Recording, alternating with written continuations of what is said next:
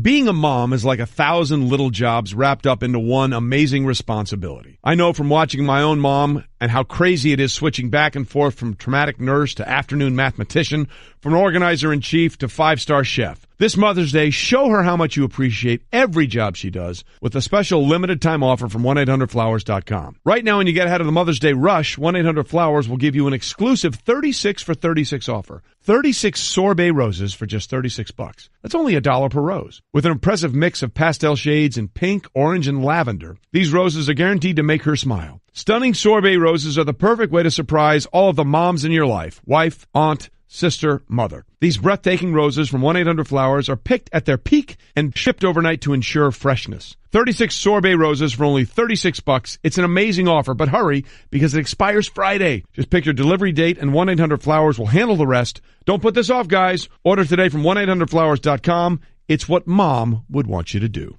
To order 36 sorbet roses for only $36, go to 1-800-Flowers.com, click on the radio icon, and enter code WINGO. That's 1-800-Flowers.com, code WINGO. Hurry, the offer ends Friday.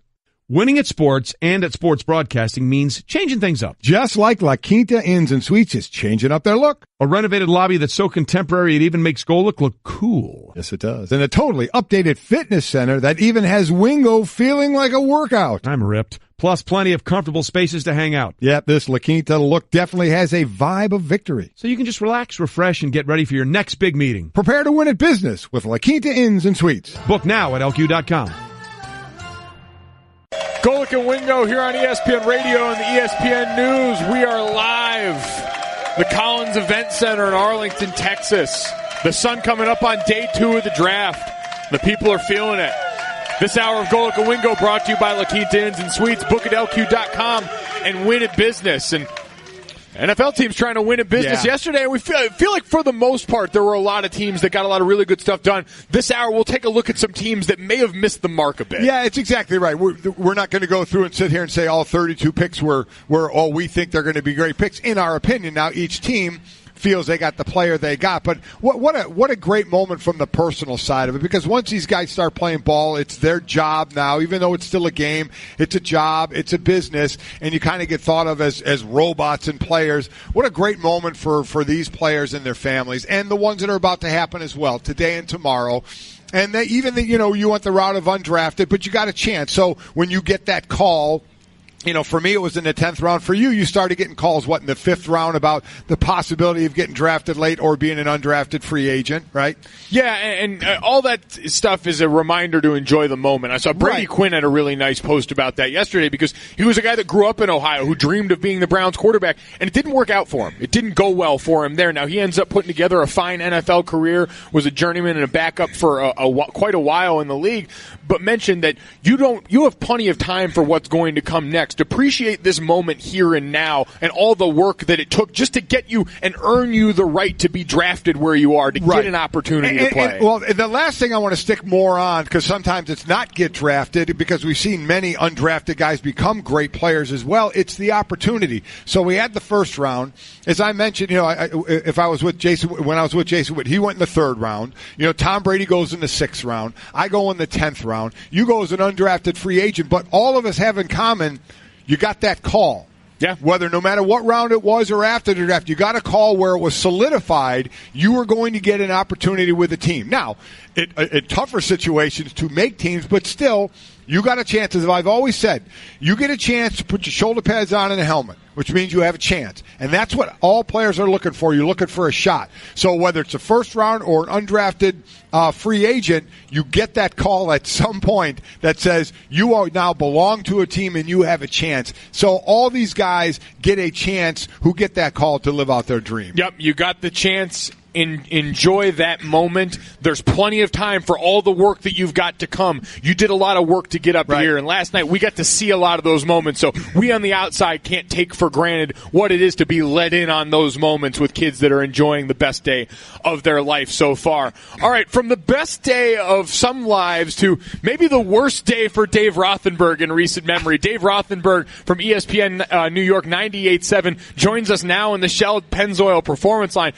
Dave, I've been hearing all morning that you are just on fire right now, that the Giants would have the audacity to pick the best player in the draft at number 2. This is the easiest pick in the draft to take Saquon Barkley, and you're mad. I'm livid. I can't tell you how livid I am, and it's not a shock on Saquon Barkley. The Giants are not an elite running back away from being a team that's irrelevant. They won 3 games last year. The right side of the offensive line right now is 2 guys nobody's heard of, Chad Wheeler and John Halapio. And you're telling me that Saquon Barkley is going to be the ultimate difference maker? This was a bungled pick. So much so that as the 3 of us converse right now, I'm wearing a vintage Lawrence Taylor jersey to remember what hitting a home run with the 2nd pick in the draft is like for the New York Football Giants. Again, that was the last time the Giants had the number 2 pick. It was Lawrence Taylor, and I'd say it worked out pretty well. All right, Dave, you are now the GM. If you had the 2nd pick in the draft, who would you have drafted? Sam Darnold.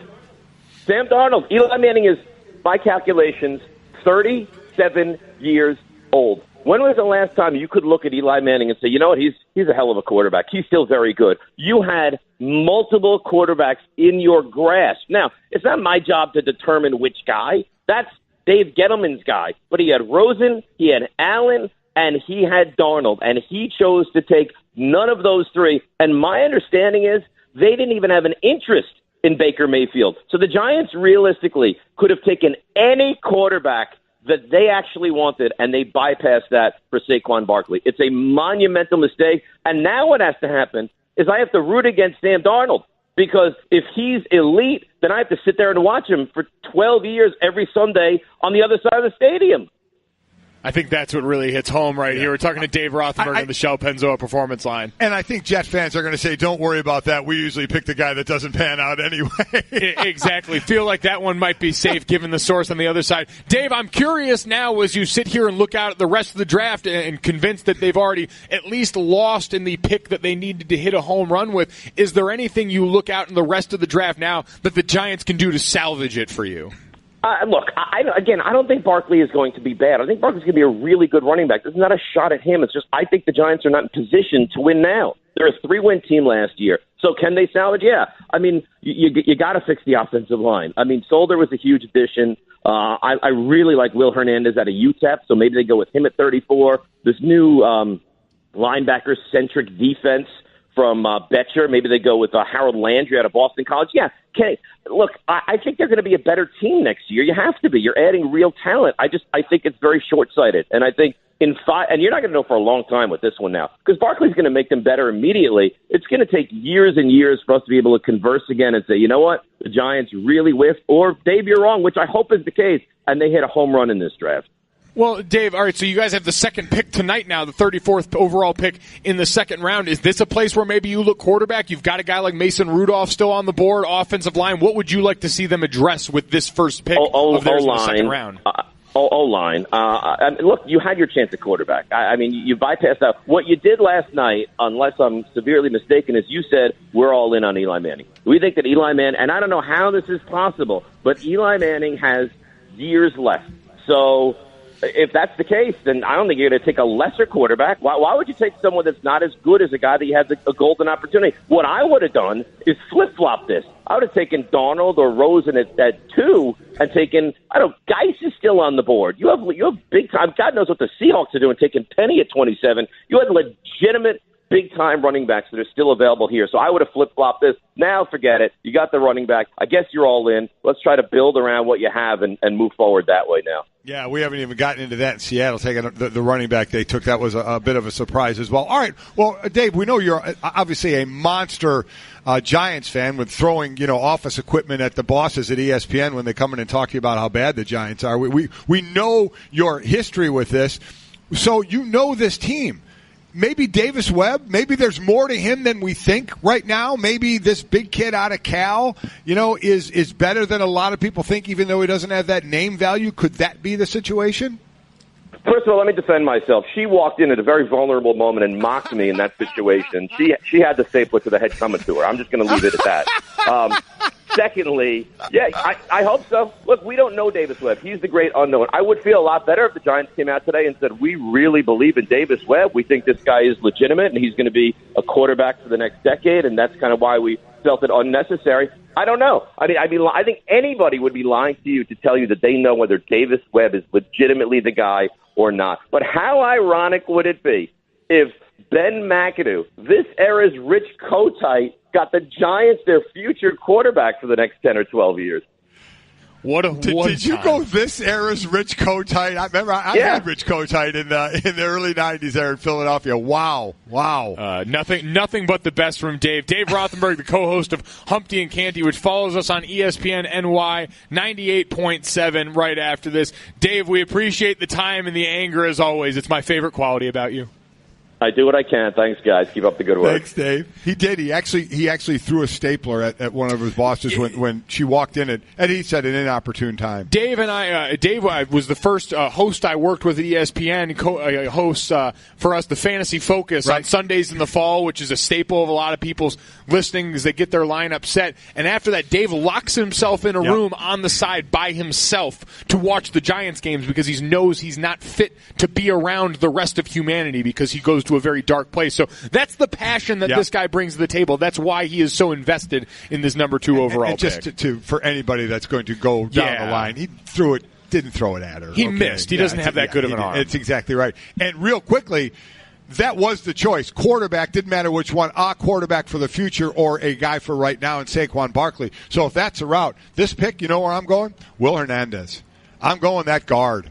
I mean, they need to improve that offensive line. Now, Saquon can be that weapon out of the backfield. If you get a quick rush on you, he can be a nice dump off to you, but it could be obviously better split out and stuff as well. He can be multifaceted, but they need help on that O-line. Hernandez didn't go in the first round. We thought he may. Thought Minnesota sitting there at 30 might have been the landing spot. Hernandez. I know you do as well. That might be a nice pick for them. Maybe the best pure offensive line athlete in the draft. All right, we will continue to deep dive back into the draft. It's Golic and Wingo here on ESPN Radio and ESPN News. Mike Golic Jr., Mike Golic Sr., Trey resting the vocal cords this morning. We'll get you caught up on the world outside of sports because I can't believe one exists outside of the draft with what's trending. This is important. Oh, there's Trey. There you go. Hi, Trey. Hi, Trey. The Bucks stave off elimination by beating the Celtics to force Game 7 Saturday in Boston. And the Greek Freak, well, he was freakish. 31 points, 14 rebounds in this winning effort now where the home teams have been the flavor of the series, and we'll see if that holds in Boston. Listen, we were questioning a couple of games ago when he made 5 of 10 shots. That's all he took. You know, he's trying to dish the ball, trying to do one of those LeBron things in Game 1, you know, in the beginning of that game, just dishing and not taking a shot in the first quarter. That's not going to happen again. He took 23 shots last night. He'll take at least that in Game 7. When it is hit or miss, you know, you win or you go home, the ball is going to be in his hand. He creates a lot for himself with rebounds and also with tip-ins on what he's able to do. To me, it's going to be who else helps there. Who is it going to be? Is it going to be Middleton, Bledsoe? You know, hopefully he's not getting torched defensively. Is it going to be Brogdon? Who will be that guy? Because for Boston, I mean, you know, Horford has been a monster for them. Tatum, he's the one who had 22 last night. You know what the young guy's doing there. So this has been an excellent, excellent series. Looking down, hopefully we get a great Game 7. Word to the wise to Milwaukee for the future. Get better players than Chris Middleton and Eric Bledsoe to be flanking your guy if you don't want him to pull the LeBron and leave. As we continue with what's trending. Gary Sanchez belts a 3-run homer in the bottom of the 9th as New York beats Minnesota 4-3, and the Yankees win their 6th straight right now after a bit of a free fall before. Yeah, 8-2 in their last 10, just 4 games behind the Boston Red Sox right now. It's Sanchez's first walk-off home run win when trailing by multiple runs since all the way back in 2016 when Teixeira did it against the Red Sox. But, you know, we've talked about this team. We keep talking about the fact that they're only 7th, you know, in salary this year. In payroll and some of the less amount of money they're paying guys, but the number of guys that they can count on. Talk about a different guy each night for them coming through for them at the plate. It's amazing how quickly we snap back into form with the Yankees. You remember that couple of summers ago in July when we're saying, man, the Yankees, they're finally sellers. They're finally going to retool through their farm system and all these things. And then 2 years later, they bring in Stanton, and we immediately re-up expectations now that him and Judge have blown up. You can catch them going for 7 straight against the Angels tonight, 10 p.m. Eastern on the new ESPN+. as we continue with what's trending. Oh, boy. It's about to get X-rated here. I don't know where to go. The NHL asks Bruins Brad Marchand to stop licking... Marchand, excuse me. What did I say? To stop licking, nuzzling, and cuddling opponents. Again, they asked Marchand to stop licking, nuzzling, or cuddling opponents. A league spokesman confirmed the NHL demanded that he not repeat what he did in Game 1 against the Maple Leafs, which appeared to be lick the face of a Toronto player. I mean, seriously, I feel like... What if the Toronto player was into it? Well, okay. I feel like I should be looking into a thing and putting a quarter in it for a peep show here. I mean, what are we doing? Man, that's a dated reference. I know it is. Sort of terrifying. Sorry about that. No, it's fine. Listen, I feel like this is one of those things you got to embrace. We've seen the NBA embrace their oddball. Lance Stevenson, he's out here blowing in people's ears. He blew in somebody's ear. He did not lick, nuzzle, nor cuddle. Okay? I mean, would you rather be cuddled or have someone blow gently into your ear? I would rather only my wife be doing that to me, not on the field. I could just see in a football game after a play being licked, nuzzled, or cuddled. I would not like that. Oh, I got my fair share of nuzzling in after plays. You get down there and you really want to drive home that I just dominated you on that given play. You know what takes someone down a few pegs? Good nuzzle. A good nuzzle. Good nuzzle. Couldn't lick through the face mask. That one's tough, especially. They got to wear helmets now. It's almost impressive he managed to lick somebody. So you've nuzzled people on the football field. I don't see what's wrong with that either. A nuzzle goes, the cuddle nuzzle is like a combo too. Like you got to go in for the cuddle first, and then you just work a little nuzzle in there. You just get right in there. The nuzzle's in the neck. It really gets them going. A lot of issues for you. A lot of times you think the headline is just for clickbait, and the headline is they told him to stop licking, nuzzling, and or cuddling, but he actually licked the face of a player. He licked the face of a player. Seriously, who does that? I've never cuddled. I've never nuzzled. I've never licked the face of an opponent. I don't get this. Sounds like you didn't really play pro sports the right way. That's what it sounds like to me. Is this a millennial thing? No. This is just, there's freaks and then there's everyone else. And some of us aren't afraid to let it fly. Seriously, the sports are going to become pay-per-view when you're doing stuff like that. Hey, man, sometimes you got to give it up for the freaks in the industry, all right? Oh, freaks come out at night. All right, never mind. All right, well, the freaks are in the NHL. Who knew? NHL playoffs, faded and X-rated. So we are continuing that one. I don't want to add the grossness to this, but you lick the face of a hockey player in the playoffs, you know what you're licking then. He's like, got those nasty beards working. So there's a lot of flavor in there, though. Seriously, yeah. If you got some leftover pregame meal in there. That's what I mean. You get leftover pregame, a little Gatorade, you're getting hydrated at the same time. I'm saying there's health benefits, probably. At this point, we have some people gagging out there. Probably more than they planned on a Friday morning. We're not Brad Marchand, okay? Don't blame the messenger here. Right. We're not the one. Well, he's the one licking, nuzzling, and cuddling. And we're okay. Well, I'm okay with that. You're not. You apparently have some unbelievable problem with that. No. Golic and Wingo here, maybe directing you guys back to some draft talk right now. We haven't figured out yet who in this draft would be the top-rated nuzzler or cuddler out of this year's draft class. But we can tell you some teams that may need some nuzzling or cuddling coming out of this year's draft group. For all the great picks, for all the home runs in certain spots, the talent that fell to people that weren't quite expecting it, there were some really head-scratching moves in there as well. I know one of them that really stood out was in New Orleans for the price that they paid for a guy that we know is talented but not yet proven. The jump they made all the way to number 14, the giving up of next year's first-round draft pick for Marcus Davenport. Out of UT San Antonio. I mean, I know there was a lot of talk about him. Freak athlete. What he can do, but that was a big jump, and to give up what you gave up next year for him. I remember watching the telecast last night. There was a lot of thought on the desk between Trey and Lewis and Herbie and Mel that could they be doing this to get Lamar Jackson?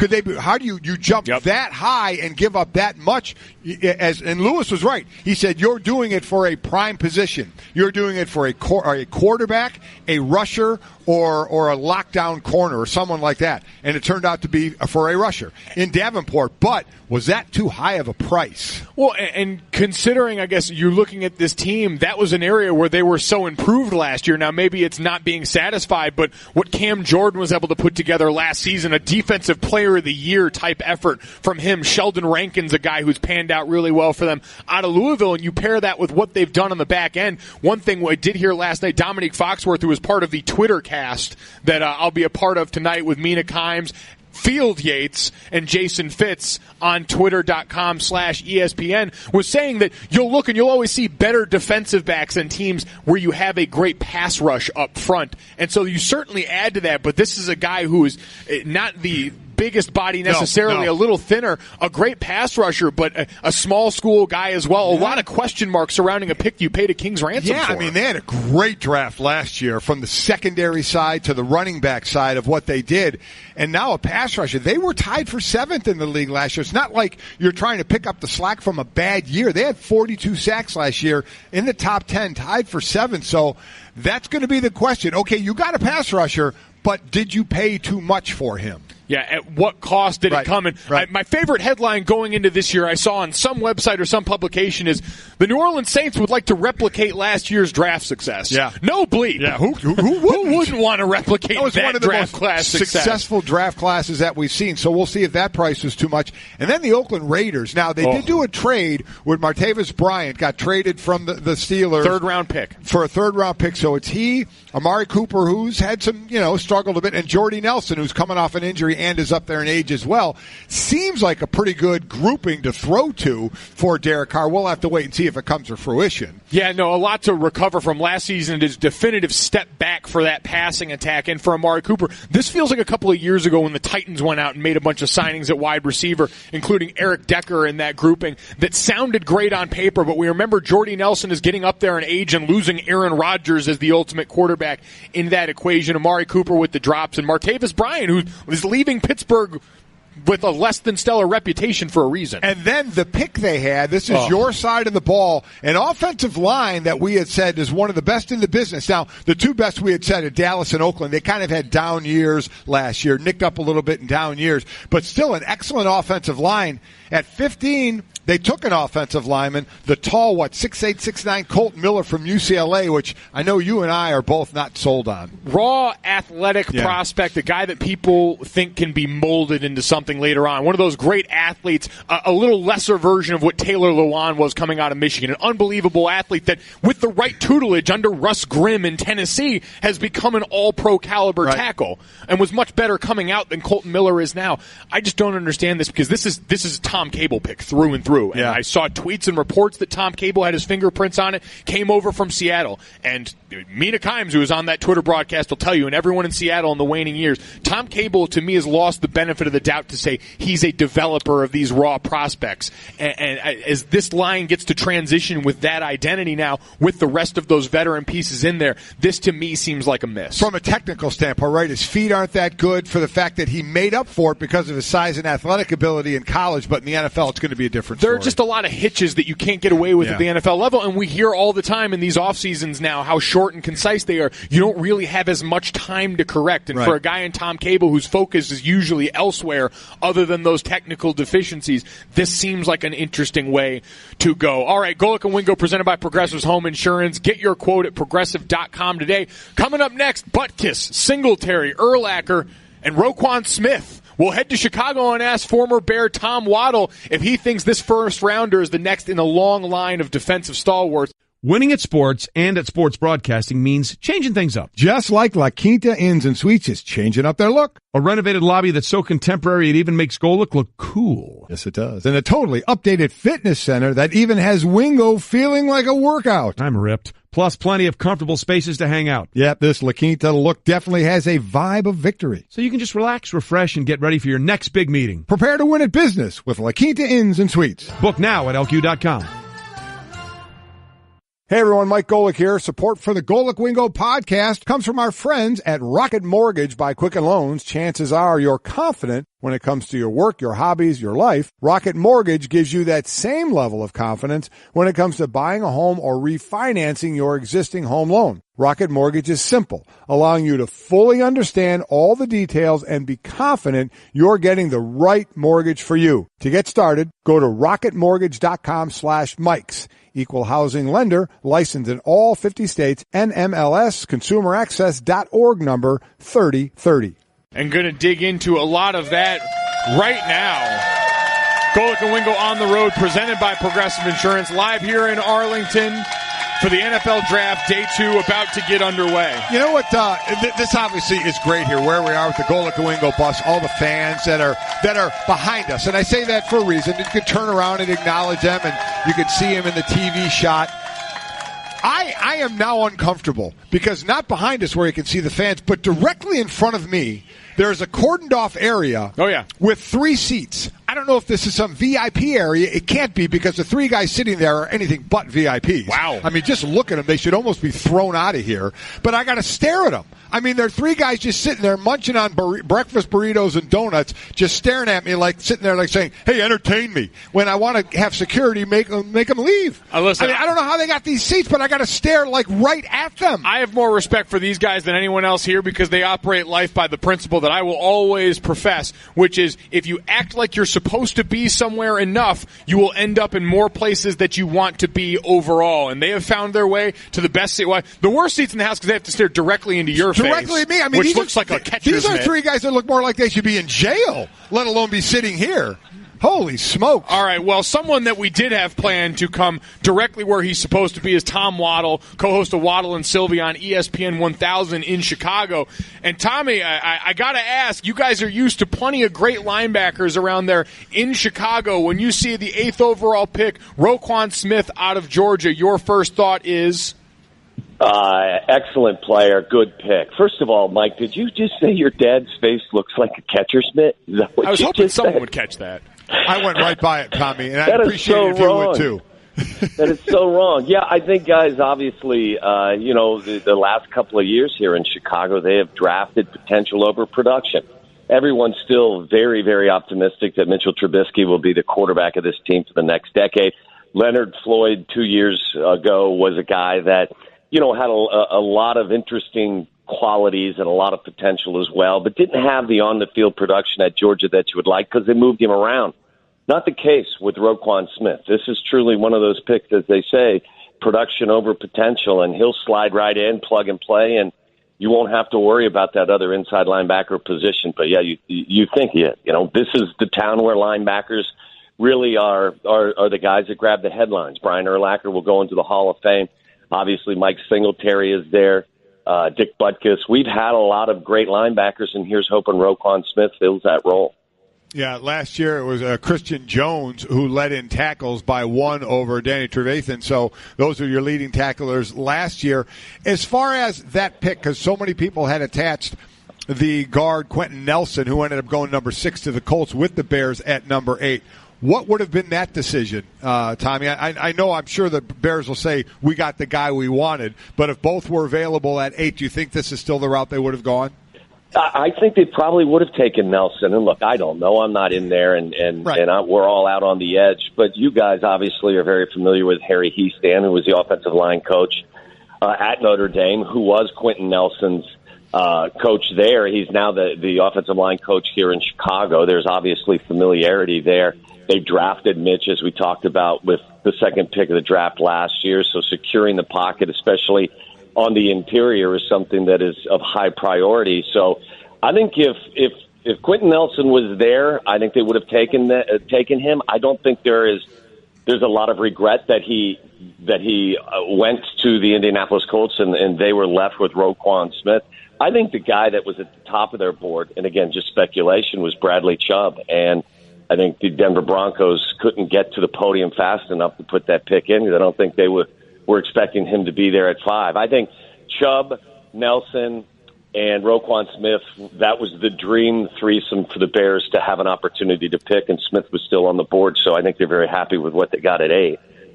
talking to Tom Waddle on the Shell Pennzoil Performance line.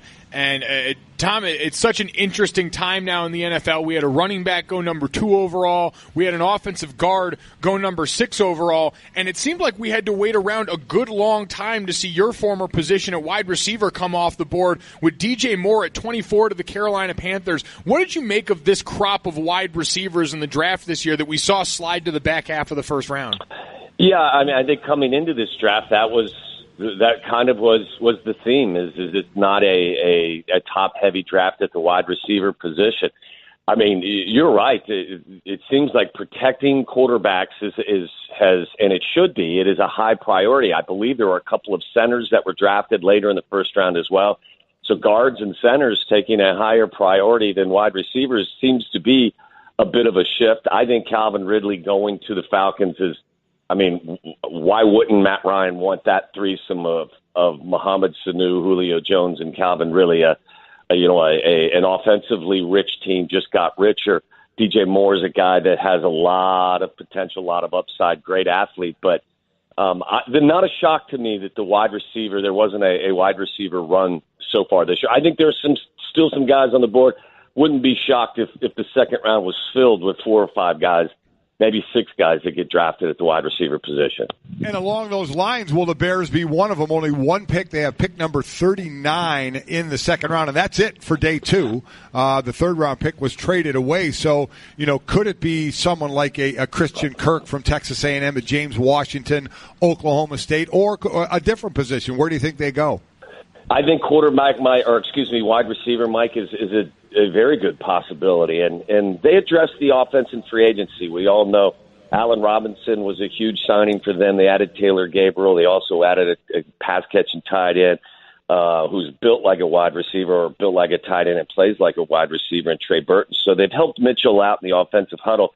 I don't believe that means they won't draft a receiver. So, yeah, I think they could go wide receiver. I think if Harold Landry, the Boston College edge rusher, is there, he is definitely a possibility. I think their biggest need right now is pass rusher.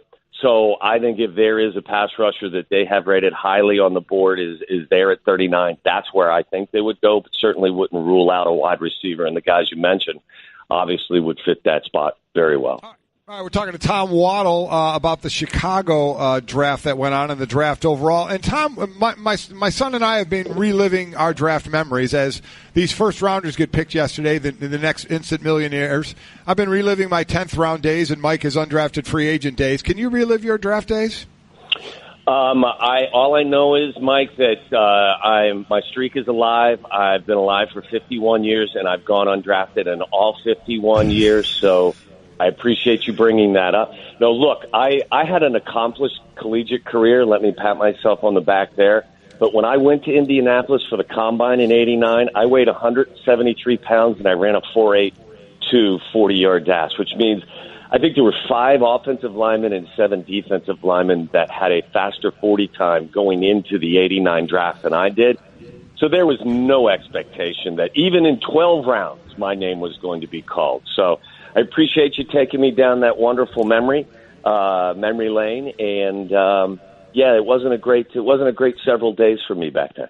Tom, I wasn't meaning it in a mean way. I went in the 10th round. My son went undrafted. I'm just saying we are kind of the same ilk. And you got plenty of company up here, Tom. I mean, and you made up for it too. You not only you made up for being small by being slow. I mean that was kind of how it went. And you got 6 years in the NFL. In all seriousness, Tom, as I talked about earlier, you got an opportunity, right? Whether it's a first round, the late in the draft, or you get a call as an undrafted free agent, you get a chance to put a helmet on, so you have an opportunity. Absolutely, Mike. I'm just joking. I feel blessed. And quite frankly, knowing that I didn't think I was going to get drafted, certainly wasn't going to get drafted in the first half of the draft.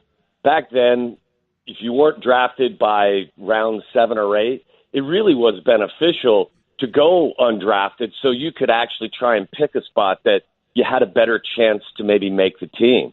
So I thought that was 100% true. If you're not going to get drafted high, you're going to be drafted late. You're actually better off having the opportunity to maybe pick a better spot for you as a free agent. So, yeah, it all worked out. All I wanted was an opportunity. And Mike Ditka and the Bears gave that to me in '89. And look, I'm in nobody's record books, but I was able to spend 6 years in the NFL, and all of it was a blessing. Blessing having you on here this morning, Tom. We appreciate the time. Thanks, Tom. You got it, guys. Enjoy the rest of the draft. Thanks. That we will. All right, we've got some hard-hitting stuff on the Bears from Tom Waddle. But coming up, we'll give a special hat tip to a member of the media who did the interview with the top quarterback that, quite frankly, we should have done. Next, you're holding up the line, ma'am. What did you say? You're next in line for the water slide, ma'am. Feet forward and enjoy the ride. Okay, dearie, this does look fun. Whee-oh, you melted me. I've melted. The Wicked Witch of the West on a water slide? Surprising. What's not surprising? How much you could save by switching to Geico. See what you've done. Oh! Geico. 15 minutes could save you 15% or more. Before they sign, every draftee should have to answer the question, what is a catch? Because honestly, we still have no idea. When they say simplify, what do they mean? Golic and Wingo on the road, presented by Progressive Insurance.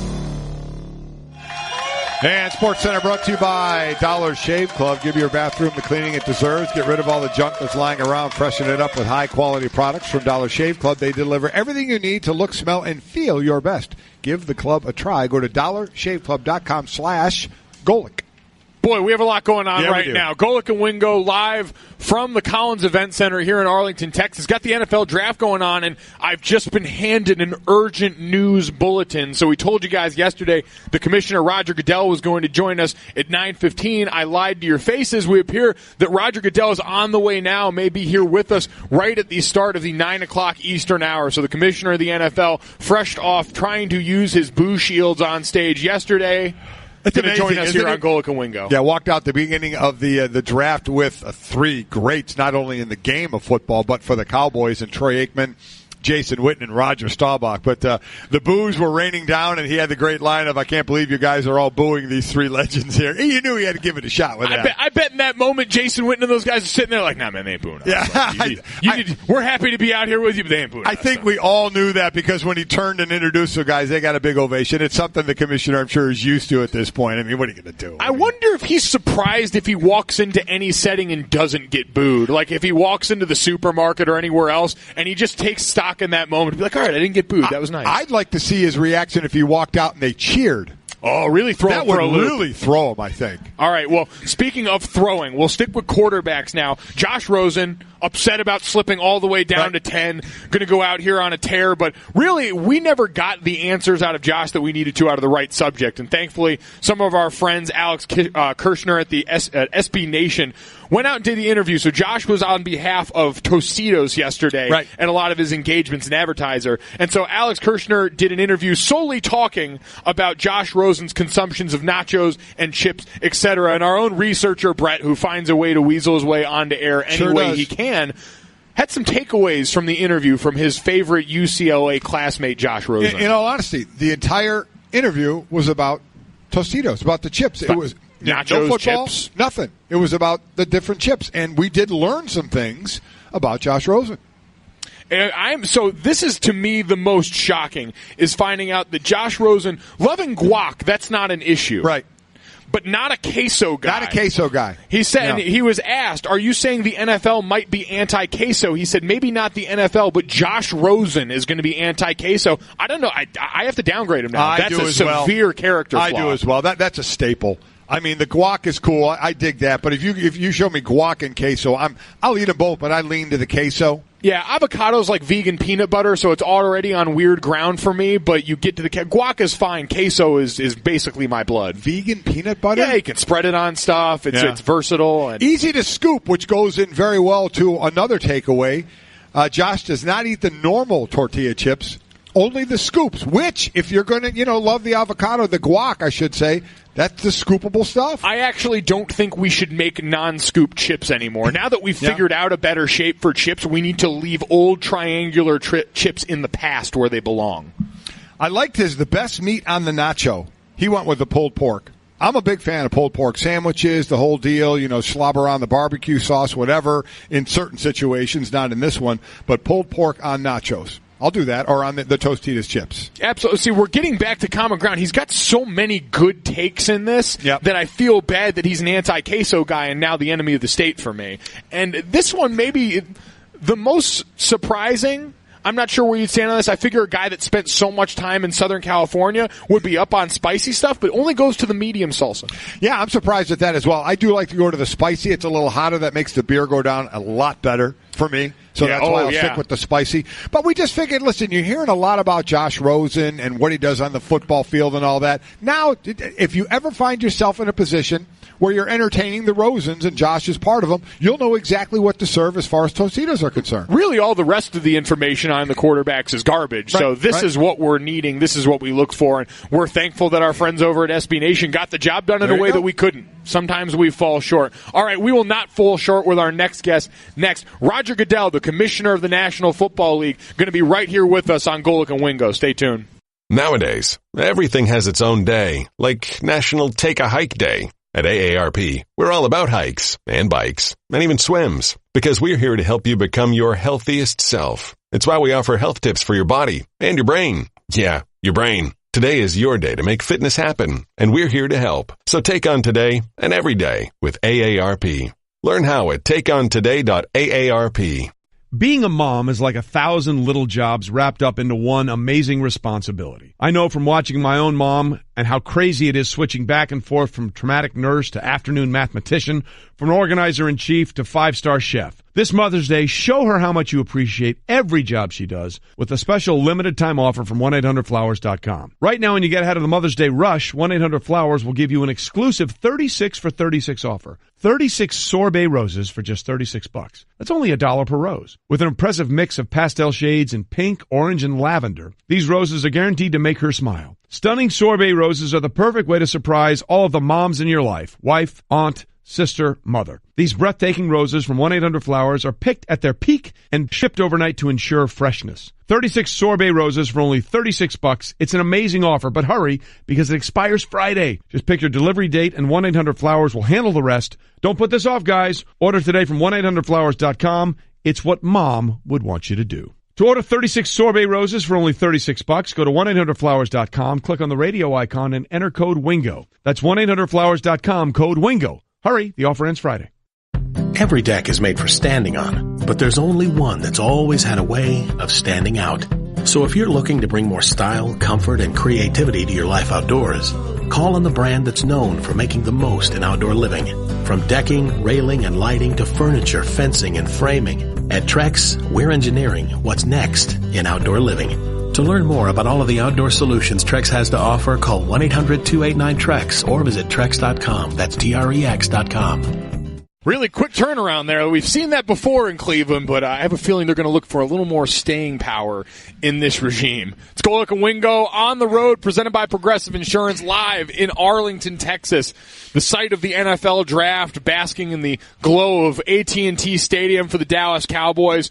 We're brought to you by DXL. Hey, guys, if you're built like a linebacker or a power forward, finding clothes that fit has never been easy until DXL. DXL was built for just XL guys with over 100 brands and unrivaled fits starting at size XL. Go to your local nearby DXL store now and check that out there. We are joined live on set now by the Commissioner of the NFL, Roger Goodell. Roger, we appreciate you taking the time this morning. Thrilled to be here. It was a great night with us last night. It was a great night. Fantastic. We're wondering, the you getting booed coming out has become obviously a staple. We always thought, what would it be like if you walked out and they cheered? I mean, how much would that throw you off? It probably would throw me off a lot. Let's put it that way. But it's fun. Everyone's having a good time there. And I thought having the fans from each of the 32 teams in the inner circle there was fantastic. I thought, Mike, you made a great point about you had the three guys, Troy Aikman, Jason Witten, and Roger Staubach. Mike, you talked about Staubach's throw. How impressed were you by the arm strength? Very impressed. And it was clear he was going to throw it farther than Troy. Yeah. That was clear. You're right. He waited to see where Troy he definitely did. And he was pumped up. It was actually Roger's idea. We had dinner the night before. And he said, I'd love to throw a pass to Jason. I said, well, let's throw one out. And so they all wanted to do it. So it was fun. That was a very cool thing. Awesome workshopped idea. And maybe just take us into that moment. We started taking the draft on the road in the last few years. Philadelphia was such a great scene last year, and now you get this monster stadium here, Jerry World, the shrine to football. That moment last night coming out with the Cowboys legends and being a part of this. Yeah, we actually talked about moving the draft around for several years, but we had such great success in New York, it was hard to sort of step away from that. And then several years ago, Radio City had a conflict in their schedule, and we couldn't do it until late May or early June. I said, well, let's go. Let's try it. This is the opportunity to do it. And it really was fantastic for us. I mean, Chicago did a great job the first 2 years. Philadelphia raised the bar, and Dallas is doing it here. And I think, what we've done is give the fans another opportunity to engage with football. And we've made the draft something that is an opportunity for those fans to, participate in that hope and that anticipation of a great new season. It's been a home run. There's no doubt about it. As Roger Goodell joins as commissioner of the NFL, and I'm sure every other football city is clamoring to get it in their city. Is there ever a thought of a non-football city, just given where that doesn't have, a team with it, a chance at something like this, or would that be a little too difficult? To some extent, that's happening with Canton. Canton and Cleveland are putting a joint bid together, and we have obviously Canton's a very important city to the NFL in our history, as that's the birthplace of football. And they're putting a really compelling bid together on the draft. So outside of that, the demand is so great in our franchise cities and for our fans that we want to reward the fans for their passion and their interest in the game. And last night, I think I'd be remiss if I didn't bring up what was a moment that was really built up within the draft. But Ryan Shazier made an appearance out on stage. Just that moment, what was it like for you seeing him walk back out there knowing the road that he's been through? Watching him walk out, I'll probably break up now, but that was a tearjerker. I mean, just watch him come out there, and it was a tearjerker in an inspirational way. This is a young guy who has such incredible determination. And I went to see him in the hospital late last season, and he was lifting his leg. And this guy was determined. He was going to get back, and he is still determined.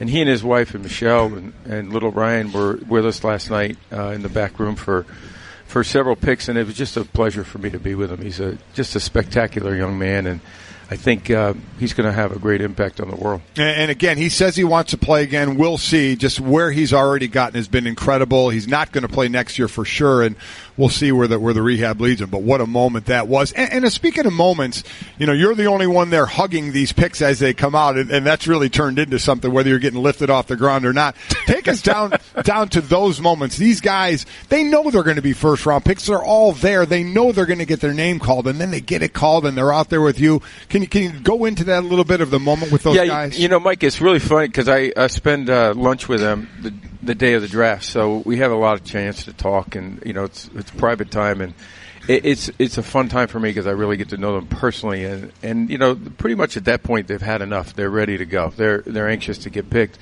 But they all say, this is going to be fun, it'll be interesting. But they never realize the emotion that comes to them when that happens. That they've realized their dream, they're going to start their NFL career, and they come out and they're just overwhelmed. And I think to me that's the privilege of doing this, because you get a chance to be there as they realize their dreams, and it's something very special. And the atmosphere in there last night just added to it for those guys. It is an important moment, and it's a pressure-packed moment on stage where you've got to negotiate on the fly. And I'm curious, because there's so many handshakes, so much different depth that goes into that moment. Is that practice, or are you adjusting to all this on the fly?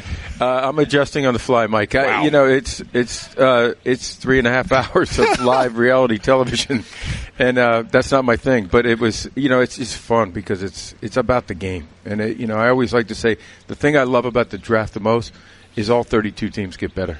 And that's it doesn't happen very often. Roger Goodell joining us, Commissioner of the NFL. A couple of things about players in this draft before we look at some of the big picture in the NFL. What happened with Josh Allen, with the tweets that came out right before the draft and how he had to come out and handle that. What, if any, because we saw some tweets, the NFL should do something about that, and I answered back basically saying, I don't think they can. How do you guys fit in as an organization to look into things like that or deal with them? Well, listen, I think that's the world we live in now. In the digital world now, your record is for a lifetime. Whether you did it 6 years, 7 years, or 10 years ago, or, that's something that, everyone has to understand comes with the responsibility. And it's why people have to be very conscious of what they do and the different platforms. From my standpoint, I think Josh fessed up straight, and he said, listen, I'm sorry, and I regret this. And I think that was a good step for him. And that's an important step for me. Can the league do anything? They're talking about no punishment. I mean, I'm just trying to get it out there that you really I don't think that's something that we have. That's he wasn't affiliated with even college football at that time. Right, exactly. He's a high school football player. Yeah.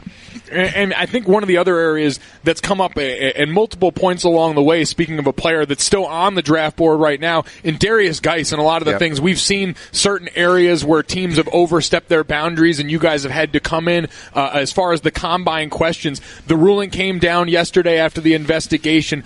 Where does that stand now, and how do you guys continue to monitor this going forward? Well, we work with our clubs all the time and educate them that, there are appropriate questions to ask. Everybody's looking for an angle. Everyone's looking for more information when they're making these kind of decisions. But, there's respect and there's a professional process that has to be followed. So that was very important for us to follow up on that, but we'll also continue to educate them. I spoke to Darius last night at the end of the draft, and he's a great young man, and I think he's going to have a great career in the NFL. So in some of the bigger pictures, you had a couple of rule changes, the catch rule, which we thought was going to be the talk of everything, but then some of the safety issues you guys have, the league has put in. I know you have the safety summit planned coming up here May 1st and 2nd. So before we get into some of the things that are going to be put in place, what are you looking to accomplish in the safety summit?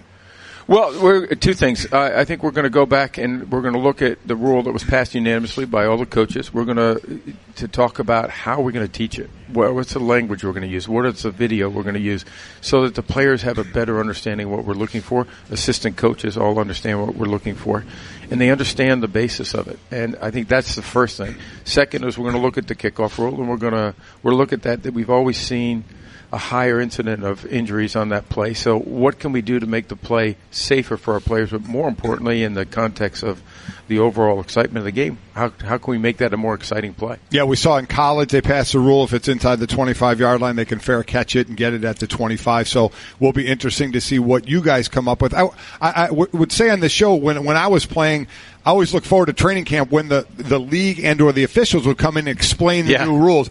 I have never been so looking forward to trying to be somewhere to hear that now, because I'm really trying to get where you're going with the helmet situation and that, because we've done so much in youth safety with that, and I like that it's happening on the NFL as well. But can you kind of give us some parameters of what the meaning is behind the penalties and the possible ejections with the helmet? Well, the basic issue is, and the coaches all say, we don't coach this.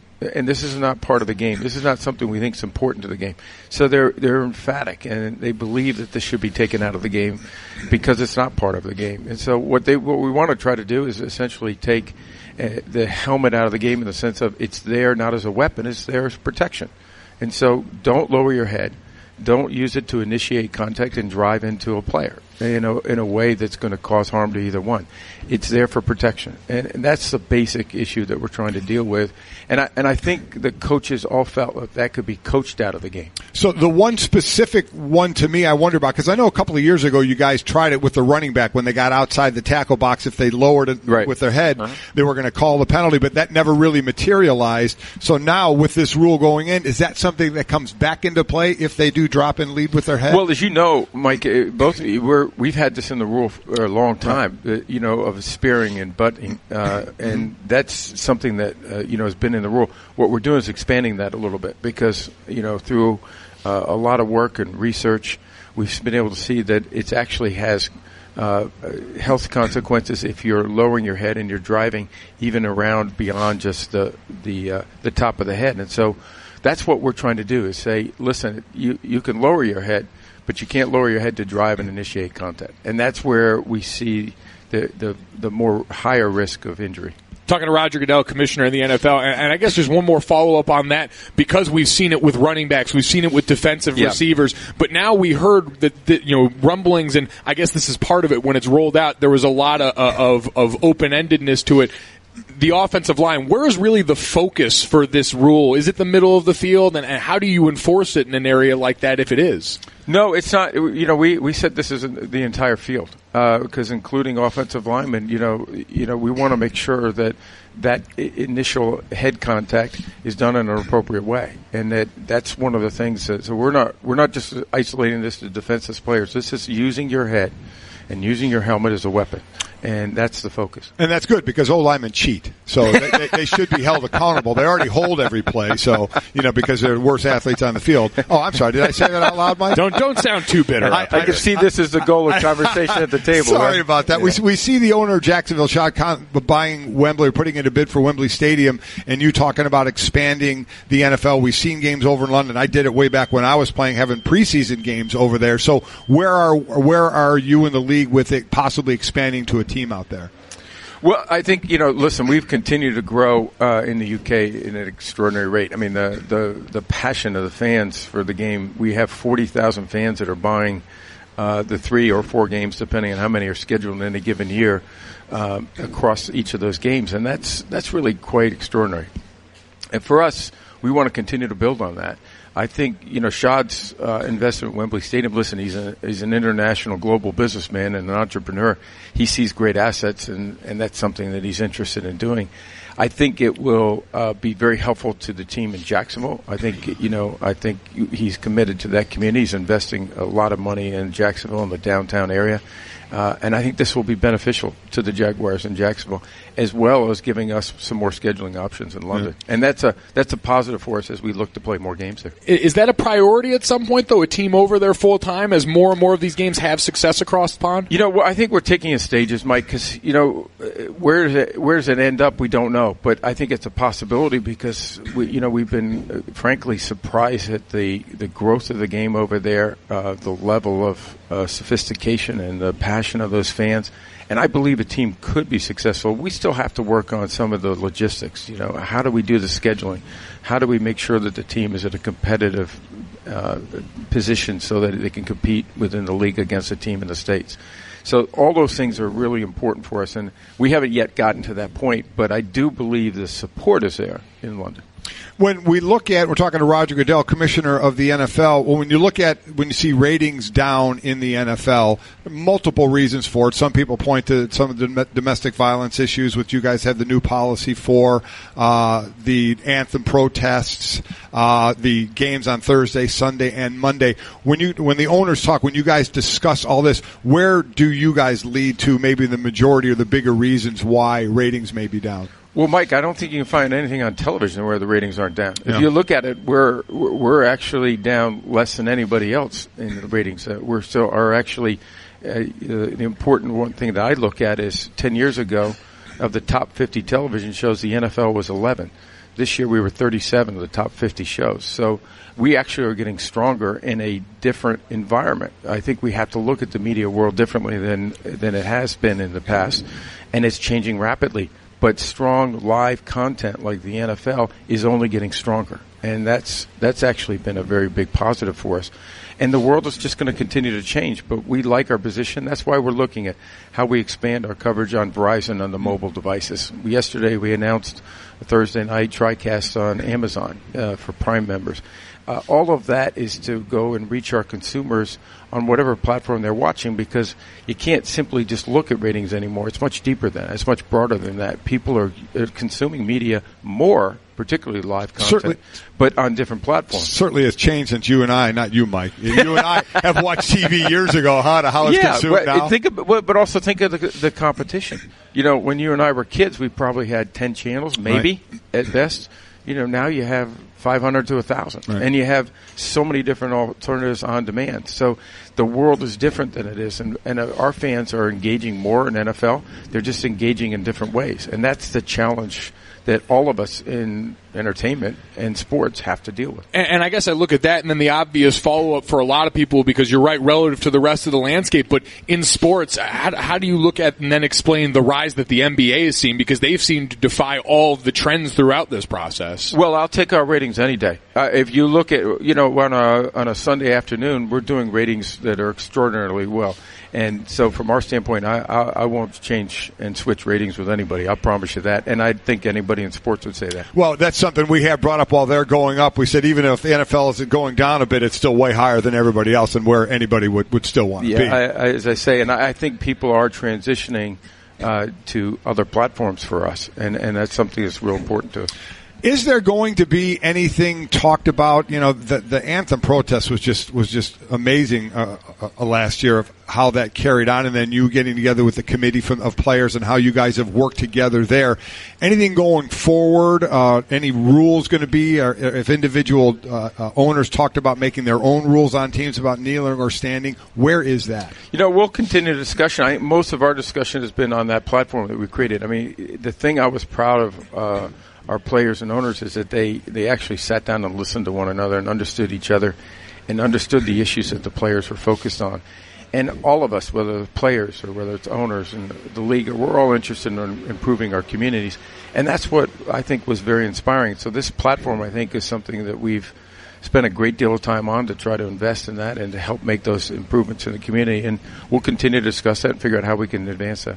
And another part of all of that in this last season, as there were a lot of those conversations around things outside of just the game, was also, we're right here in town, but the back and forth very publicly with Jerry Jones and the league and the rest of the owners and certainly yourself being down here this weekend now. Where are you and Jerry Jones at personally with your guys' relationship? Well, I'm actually leaving here to go see Jerry Jones again. So, it's not an issue at all for me. It's not an issue for Jerry. We disagree about things, and I disagree with owners, players, and coaches, and that's just part of the world. What we have, a respectful relationship that lets us have those kind of disagreements and get to a better place, and that's not an issue for me. Yeah, I guess going in that to a little bit for people to realize it's business, right? I mean, people think, oh my God, how are they ever going to look at one another again with the Robert Kraft situation, now Jerry Jones, when they're in the same room, what happens? But is that how it's treated with everybody, that it's a business, right? It is a business, but we get better as a league because everyone shares their views. Not everybody agrees in the league, but I think what's the fundamental aspect of the league is that we're 32 clubs, and most major decisions are made with 24 of the 32 clubs voting for it. And when you try to build that consensus, it's hard to get everybody on the same page. Not everybody's going to see the world the same way. But that is actually what's benefited us as a league. And so people don't take it as personal issues. They understand the responsibilities of everybody. They may disagree, but that's what we do. From a personal side for you, when all the talk of redoing a deal and continuing on, was there from a personal side ever thought of, kind of had enough, I'm ready to go on to the next stage of my life? Well, that was, I had sort of had a contract and a focus towards 19, and that's sort of where I was, and sort of said, it may be the right time to transition, but from my standpoint, I was really committed to this league, and I felt like, and the owners felt like, hey, we want you to continue doing this. We still think there are lots of challenges, there are lots of things that we can continue to do well, and so I said, let's do this. So we're all in, and we're excited by it, and I think the best days in the NFL are ahead of it. Ryan! I don't know how else to say this, so I'll just say it. What is it, Linda? I think we should see other people. Are you breaking up with me? On a roller coaster? Well, we do have a lot of fun. Maybe we should stay together. An emotional roller coaster? Surprising. What's not surprising? How much you could save by switching to Geico. I just need a little me time. Geico. 15 minutes could save you 15% or more. Who wouldn't want to get on a flight to Arizona? Are you kidding me? I do it as often as I can. No, that's fair. The Golic family lives by that motto. Golic and Wingo on the road, presented by Progressive Insurance, live from Arlington, Texas today for the NFL Draft. All guests join us via the Shell Pennzoil Performance Line. Like our next guest, Steve Keim, Cardinals GM, who yesterday authored the pick that we just heard from there in UCLA quarterback Josh Rosen. And, Steve, we appreciate you joining us this morning. When you saw Josh Rosen start to slide down in that draft order and saw you had the opportunity, was this a no-brainer for you guys? Yeah, it was, guys. And number one, I appreciate you having me on. Number two, how does a guy get his name on a radio show and he still can't answer the bell? Where's Trey Wingo? You know, let me tell you what, Steve. One word, soft. He keeps bringing up the fact that he's doing the draft and his voice is a little scratchy and his throat's a little sore. You know what? At the end of the day, he's got to get out here. His name's on the show and be out here. So I'm glad you called him out for it. There's no doubt, and no better timing because during the draft we red flag a lot of players, and there's no doubt Trey's got some character concerns. Got to slide him down the board a little bit. Oh, that is awesome. So your move up to get Rosen, was there the thought that Miami would take him, so you needed to get ahead of them? Well, not just Miami, guys. I mean, in that situation, and I've learned from experience. I mean, just last year in the draft, we were sitting there and there were several quarterbacks in front of us, and both teams in Kansas City and Houston traded for players right in front of us. Whether we were interested or not, you never know who's going to come up in the draft. And when you like a player and you're adamant about them, to me, you move up if the compensation is something that you're okay with, and you never look back. And Steve, I'm interested, especially in the realm of a quarterback with a kid like Josh. How much, if at all, did you consult with your former coach there, and Bruce Arians, a guy who's a known voice and mind as far as quarterbacks in the NFL? Well, Bruce and I stayed close, and I know Bruce was certainly a fan of Josh's. But, not only that, but our current staff and Mike McCoy, who's had a great deal of success with quarterbacks, and Peyton, who he coached, and Phillip Rivers, and even Tim Tebow when he had him in Denver. So he's coached a lot of different styles and knows the position extremely well, had success as well with Jake Delhomme in Carolina. But we were all across the board extremely excited with Josh. He's a guy that I've watched for the past 3 years. He's been a 3-year starter and a 2-time captain, and has had quite a bit of success there. I thought that he was the most mechanically sound quarterback in this draft. Whenever you look at the motion and the footwork and his setup, there were some things when you watched him on tape that I felt like, just from a rhythm and a timing standpoint, had some similarities to Carson Palmer, who we had here for the past several years. Yeah, I agree with you. I think he was the top quarterback in this draft. And we're talking to Steve Keim, general manager of the Arizona Cardinals. And I'm wondering, after he was picked, here's a guy who went number 10 in the draft. But in his mind, he was the fourth quarterback taken. Wasn't very happy about it. Stated that in his press conference by saying there were 9 mistakes made in front of him. What did you think of his reaction to that? Well, I mean, I certainly think that at that position you need a great deal of confidence to be successful. And I don't think that there's any doubt that Josh is extremely confident in himself, which I think is a positive. The bottom line is what you do between the lines, your ability to throw touchdowns, your ability to complete third down, tough third down situations, and there's no doubt in my mind Josh can do that. Plus, the fact of the matter is, in my mind, he's one of the brightest guys in the draft. He's like a 3.8 student in economics at UCLA, and he has all the mental makeup that you look for, whether it's mental toughness, the ability to process, and make quick decisions. This offseason, you guys went out, you brought in Sam Bradford and Mike Glennon. So I'm curious, was taking a quarterback and one this high in the draft always in the plans for you guys? Well, I think any general manager wants to address that from a long-term standpoint. There's no doubt that when Sam's healthy, he's had a great deal of success. He's one of the best pure passers in the National Football League in terms of accuracy. Mike Glennon's also done some nice things and has started some football games in the NFL. But at the end of the day, I mean, I don't think you can have enough good players at one position. And Josh was a guy that, in my opinion, was arguably one of the best in the draft, and a guy that we've had our eye on quite some time. And I think as an organization, when you have an opportunity to address that position from a long-term standpoint, you have to roll the dice. It doesn't mean that he's going to come in and be an immediate starter. That's something he's certainly got to earn. Well, I guess that was my next question is, where does this go in the short term? What is the plan for you guys? Is there a sense of urgency to try and get him on the field now, or are you comfortable starting the season with Sam? No, I think that's the great part about our quarterback room is we have some experience in there, and it's one of those things that as soon as Josh is ready and Josh can gain the experience and the knowledge of the position in our system, he'll have a chance. But again, that's up to him, and he'll have to earn that. There's no doubt that Coach Wilkes, our new head coach, is the type of guy that's going to put the best 11 on the field. Well, let's talk about him for a moment. I don't think we in all the new head coaches this year talked about him enough. We're talking to Steve Keim, the Cardinals general manager. They always say the team takes on the personality of the coach. What's this personality going to be of this team because of Steve Wilkes? Well, a quiet intensity. I mean, the guy is extremely passionate. Through the interview process, Michael Bidwell and I were extremely impressed with not only his ability to be a leader of men, but his passion and conviction for the position. I mean, he's a guy that, I went back and talked to several Carolina players, whether it was Thomas Davis, Luke Kuechly. I reached out to Brian Urlacher, who lives here in town, who played for him in Chicago. And to a man, every one of those guys said this guy is an infectious leader and has a tremendous command of the room. And that was the thing that impressed me and Michael the most, is his ability to lead men. Talking to Steve Keim, GM of the Arizona Cardinals. And Steve, I'm interested, you talk about quiet intensity. Immediately what comes to mind with me of that is David Johnson, who I feel like we've all done as a media a bad job of focusing on as one of the guys you'll get back this year. What is the health status right now of your star running back? He's 100% cleared, and I will tell you this. He is as good of a player as he is. He may even be a better person. The guy is on and off the field as good as it gets.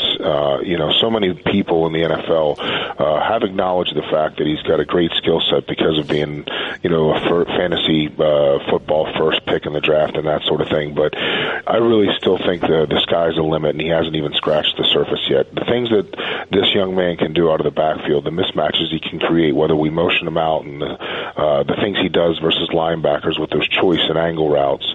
At 228 pounds, I've never seen a back move like this. And he's a guy that's driven and has a chip on his shoulder and ready to come back and prove that the injury was a fluke. There may not be another running back or just one or two out there that fit the mold of today's running back in the NFL than Dave Johnson. He is a fantastic player. So, Steve, as we let you go, just us guys, just, shooting the breeze here a little bit, who's your next pick, do you think? We won't tell anyone. No. The next best player on our board, that's for sure. And again, the way I feel about it is stick to your board and take the best player available. Again, your needs in April and May are never the same as they are in October. Needs are always changing, but you can never have enough good players at one position. Okay, so I'm glad you brought that up. So do you think most stick with that, and where did you come by this, where it is you take the best player available and it's not the need so much? I think it's through years of seeing us make mistakes or other people make mistakes where all of a sudden you reach for a player for a specific need at that time of year, and now all of a sudden you've left a player who's significantly better on the board. And then 1 or 2 years down the road, that one player may be out of the league and the other player's headed to Hawaii to the Pro Bowl. So, I think it's just one of those things that you have to trust your instincts and you have to trust your grades. It's extremely hard because when you look at your roster and you see holes at specific positions, you want to address those needs. But in the long run, when you're building for the health of the long term of the organization, I think you just really have to stick to your board and go with the best player. Steve, one final question. Are you worried? I saw in an article yesterday about Josh Rosen that he can't get past medium heat on salsa. No, guys. I think we'll just keep them, down in our. We have a great cafeteria downstairs with all organic foods, and we'll keep them away from the hot stuff. There we go. Pico de Gallo for Josh Rosen. Steve, we appreciate the time. Best of luck with the rest of the draft. Thanks, Steve.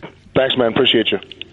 Steve Keim, Cardinals GM, joining us on the Shell Pennzoil Performance Line. And so, again, and I think we can end in a couple minutes talk with this, the 5 quarterbacks who may see the field first in this situation. But, boy, he said it, and I think it's going to go all the way back to the Cleveland Browns and that pick number 4, that you take the best player on the board, not particularly your needs, because your needs can change. And a lot of people are going to point right to number 4 and say Bradley Chubb was, without question, the best player on the board. And the Cleveland Browns went with Denzel Ward, who is a fine cornerback, make no mistake, coming out of Ohio State. So maybe they had him rated as a higher best player available at that point. It was certainly a need for them because, as I said earlier, the Browns like their defensive line with Myles Garrett and some of the other players they have there and the depth they have there as well.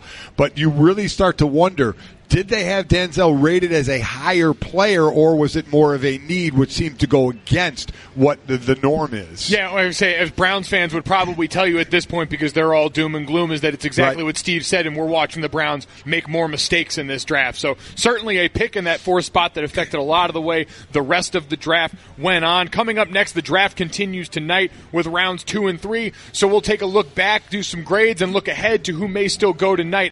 The least talked about part of the NFL draft, that Trey Wingo is hosting the coverage. Of course, I will be hosting the draft all 3 days on ESPN television. Just kidding. Golic and Wingo on the road, presented by Progressive Insurance. Draft won't be hosting his own show that has his name on it.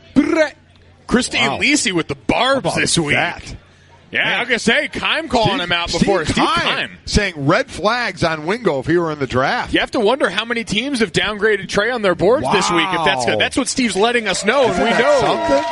Holy smoke. How draft information tends to take hold. All right, we got to do streak for the snacks, do we not? So I'm new to this. I'm usually asleep right now during this portion of the show. So bring me up to speed on this. You have to either pick and eat a snack that we've found here or pick a game. Right, so the first one that could go up to 5. If I can get 5 in a row, I get a cake. But this is the first one that I'm trying to get 5 in a row. So it's snacks around the office. And we're on the road, so we were digging around. We have like a mint.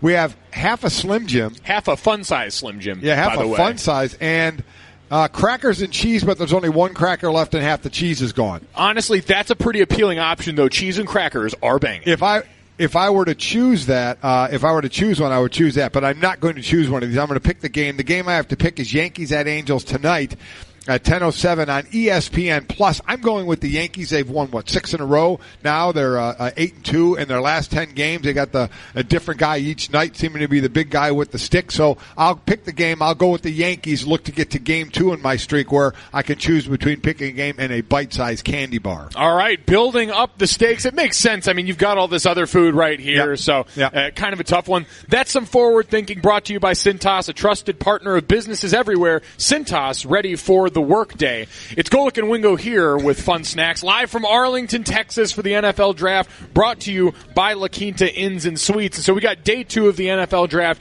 getting ready to go tonight. We had the run of quarterbacks at the top of the draft last night, 4 in the top 10, 5 in the first round overall, and the discussion now is going to turn to which of these guys we think we have a chance of seeing earliest on the field in their NFL careers. Yeah, as I look at it, Sal Powell said he thought Baker Mayfield could be in week 1 on the field for the Cleveland Browns. Again, Tyrod Taylor was traded for there as the quarterback there. I don't know if that's going to happen at all. You look then with Sam Darnold and the Jets. You have Josh McCown and Teddy Bridgewater. Then you have Allen, where they traded for A.J. McCarron. That could be a spot. A.J. McCarron, while everybody loves the backup and he has limited play and you like what he's done, he's not overly proven, certainly in the NFL. No, although don't tell the NFL offseason headlines that, because A.J. McCarron was a guy that was at the forefront, supposedly going to get one of these Mike Glennon-style free agent deals, and then just managed to kind of keep falling down until he finally fell to Buffalo. So I think that could be a place, but I'll be honest, I don't know if I have the faith in Josh Allen starting right away. We'll see down the road. I think he has some developing to do. As I said, his completion percentage was a monster red flag for me. While he has the arm to throw it in some bad weather, you're still throwing in some bad weather at times there. So I don't know about that one. Josh Rosen, he's out there where they're paying Sam Bradford $20 million, but it won't be about play for Sam, because Sam throws a nice ball. It's going to be if he can stay on the field. He's a guy who at times doesn't even get hit, and he ends up being hurt with the way he falls or lands or whatever. And again, not his fault. I'm not blaming the guy, but sometimes you become injury riddled and you just can't stay on the field, and you need insurance policies. Josh seems like the prime candidate for this for me, just because the Cardinals have a lot to fix. This is a team that seems like it's a pretty substantial distance, especially after last season, from winning. Now they get David Johnson back, which is going to help, but we just heard Steve Keim. This is on him, how quickly he can take to this. We've called him the most pro-ready quarterback, so it seems like he's there, because Buffalo, you're trying to draft off the success of making your first playoff appearance in however many years this past season. If you're Cleveland, you want that luxury of being being able to use Tyrod Taylor Right. to help develop, I think Arizona might end up making the most sense to see him early. And I certainly don't think it's going to be the fifth quarterback taken in the first round of Lamar Jackson. He goes to Baltimore, where it's Joe Flacco, so barring an injury, and RG3, who they signed as a backup as well. So let's see how Lamar develops there. You want me to give you one? I don't think, and it's so weird to say 5 quarterbacks. I think nobody will start right off the bat. I'm going to say nobody is starting in week 1. Now, I know I'm probably going to be wrong. Oh, yeah, you're 100% I'm going to be 100% wrong. I can't wait. I would lead to Josh Rosen, just for the fact that, unfortunately, I think Sam Bradford, something happens to him, and at some point he gets hurt. Josh Allen, I think, may have the best opportunity in Buffalo, but I don't know if he's going to be ready for that. I think the interesting one is Lamar Jackson, because we just assume and give it back to Joe Flacco every year. Joe Flacco has not been a good quarterback in a while. That has been a struggle there, and I keep wondering when the hook is finally going to come for a guy that's finally getting to the tail end of that big deal that he signed coming off of the Super Bowl. So we've still, as far as quarterbacks coming up tonight, Mason Rudolph out of Oklahoma State, who I know you're a pretty big fan of, is still on the board, and the Browns are on the clock right now as they get ready to get back into the nature of picking. You feeling good coming off day 1? Feeling real good. All right, feeling real good. We'll be back with recap next week. It's Golic and Wingo here on ESPN.